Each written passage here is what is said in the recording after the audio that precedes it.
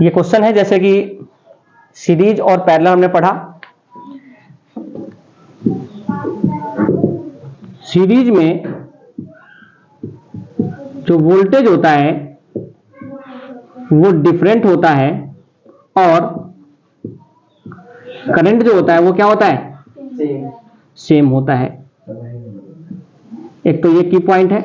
दूसरा की point, parallel में वोल्टेज क्या होता है, सेम होता है और करंट क्या होता है, ये दूसरा की पॉइंट है। इन दोनों की पॉइंट से हम इस क्वेश्चन को समझने की कोशिश करते हैं। देखो सबसे पहले ये समझो कि अगर हमें टोटल रेजिस्टेंस निकालना हो तो टोटल रेजिस्टेंस निकालने के लिए एक रेजिस्टेंस आपके पीछे R1 है और एक R2 और R3 का कॉम्बिनेशन है। R2 और लेकिन R2 और R3 कॉम्बिनेशन किसमें है, पैरेलल में। तो अगर हम पैरेलल का टोटल रेजिस्टेंस निकालते हैं तो ये भी एक टोटल रेजिस्टेंस देगा। अब इसके बाद R1 और अगर हम R2 और R3 कॉम्बिनेशन को R4 मान लेते हैं तो R1 और R4 का कॉम्बिनेशन कैसा होगा, सीरीज में होगा। यानी पहले हमें पैरेलल और फिर सीरीज का, तब जाकर हमारा टोटल रेजिस्टेंस निकलेगा। तो अगर हम बात करें 1/R4 की, 1/R4 तो क्या होगा 1/R2 प्लस, क्योंकि पैरेलल में रेजिस्टेंस का कॉम्बिनेशन ये होता है। R2 कितना है 8 और R3 कितना है 12। दोनों को सोल्व करोगे तो एलसीएम कितना आ गया 24, 3 प्लस 5/, यानी ये आ गया 1/R4। रेसिप्रोकल करोगे तो कितना आ जाएगा 24/, और ये कितना आ जाएगा 4.8 ओम। ठीक है, जब इसको 24 को 5 से डिवाइड करोगे कितना जाएगा 5। देखो किसी भी नंबर को शॉर्टकट याद रखना, किसी भी नंबर को जैसे 2 को अगर हमें 5 से डिवाइड करना हो डायरेक्टली तो क्या करेंगे, 2 का डबल कितना होता है और एक डेसिमल लगा दो 0.4 हो जाएगा। जैसे कि 1.2 का 5 करना हो तो 12 का डबल और एक डेसिमल लगा दो। ठीक है, जैसे कि 36/5 करना हो तो क्या करोगे 36 का डबल और एक डेसिमल लगा दो। इसी तरीके से 24 को 5 से किया तो कितना आया 4.8, क्योंकि 24 का डबल 48 और डेसिमल लगा दो एक। तो इससे हमारा टोटल रेजिस्टेंस आ गया। अब हमारा जो सीरीज होगा, इस फिगर को अगर देखें तो अब हमारा जो कॉम्बिनेशन बन जाएगा वो R1 और R4 कुछ इस टाइप से बन जाएगा और ये करंट है आपका। अब ये कॉम्बिनेशन कैसा है सीरीज में, क्योंकि ये एंड टू एंड जॉइन है। तो अगर हम इन टोटल रेजिस्टेंस को अगर हम R माने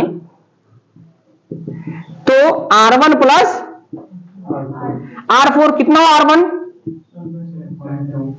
तो ये R1 है 7.2 ओम प्लस R4 कितना आया यानी 4.8 ओम। ये कितना हो जाएगा R, यानी हमें टोटल रेजिस्टेंस जो मिला वो कितना मिला 12 ओम का मिला। तो हमारा पहला जो सवाल है वो रेजिस्टेंस का ओवर हो गया क्या, कि टोटल रेजिस्टेंस कितना 12 ओम आ गया। अब हमें टोटल करंट चाहिए। अब देखो टोटल करंट का मतलब है टोटल सीरीज के अंदर कितना करंट हो रहा है। यानी सबसे पहले ध्यान रखना कि टोटल रेजिस्टेंस कितना आया अपॉन टोटल वोल्टेज, यही हमारा होता है टोटल करंट। अगर हमसे पूछे कि टोटल करंट क्या होगा तो टोटल करंट का मतलब हो गया टोटल वोल्टेज अपॉन में टोटल रेजिस्टेंस। तो टोटल वोल्टेज कितना है और टोटल रेजिस्टेंस कितना आया, यानी हमारा कितना करंट आ गया 0.5 एम्पियर। ये यहां तक हमने देखा तो इसका जो टोटल करंट आया वो कितना आया 0.5। अगर हमें टोटल करंट चाहिए तो टोटल रेजिस्टेंस अपॉन में टोटल वोल्ट हमें निकालना पड़ेगा, तब जाकर टोटल करंट निकलेगा। टोटल रेजिस्टेंस निकालना हो तो अगर उस सीरीज में, अगर उस कॉम्बिनेशन में कोई सीरीज या पैरेलल कॉम्बिनेशन तो पहले उनको सोल्व करो, उसके बाद फिर फर्दर सोल्व करते हैं वहां पे। तो यहां पर अगर रेजिस्टेंस की बात करा तो रेजिस्टेंस निकल गया, करंट की बात करा करंट निकल गया। अब क्या बात करता है, पोटेंशियल डिफरेंस अक्रॉस R1। तो हम अगर हम पोटेंशियल डिफरेंस अक्रॉस R1 की बात करते हैं तो वो कैसे निकलेगा, देखो ध्यान से। देखो आपको पता है कि अगर सीरीज में कोई कॉम्बिनेशन होता है तो इसका जो वोल्टेज होगा वो क्या होगा, V1, और इसको हम V4 मान लेते हैं क्योंकि हमने इसके अक्रॉस जो रेजिस्टेंस मान रखा है क्या मान रखा है, तो V1 प्लस V4 बराबर V।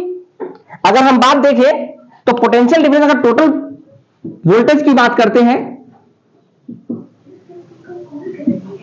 तो टोटल वोल्टेज V क्या होगा, V1 प्लस V4। लेकिन हमें यहां पर किसके क्रॉस निकालना है, तो हमें केवल R1 लेना है। अब बताओ R1 के क्रॉस वोल्टेज क्या है, V1, और हमें वही निकालना है। यानी अगर हमें V1 निकालना होगा तो V क्या होता है, I इंटू में, क्योंकि सीरीज के केस में करंट क्या होगा, सेम। क्योंकि अभी जो हमने करंट निकाला वो कितना आया, 0.5 एम्पियर आया, तो यहां भी कितना होगा 0.5, तो I कितना है 0.5 एम्पियर, रेजिस्टेंस कितना आया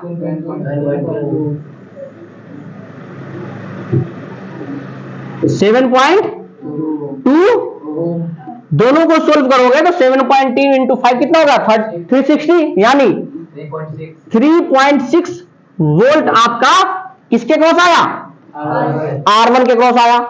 यानी 3.6 वोल्ट जो करंट आया वो वोल्टेज आया वो किसके क्रॉस आया, पोटेंशियल डिफरेंस R1 के क्रॉस। तो R1 के क्रॉस आ गया आपका कितना 3. तो अब बताओ सर, कोई भी अगर सर्किट दिया हुआ है उसमें सीरीज और पैरेलल दोनों है तो पहले वो पैरेलल को सीरीज में कन्वर्ट करके तब उसको सॉल्व करना है। वो डिपेंड करता है, ऐसा नहीं है। देखो ध्यान से, अगर तुम्हें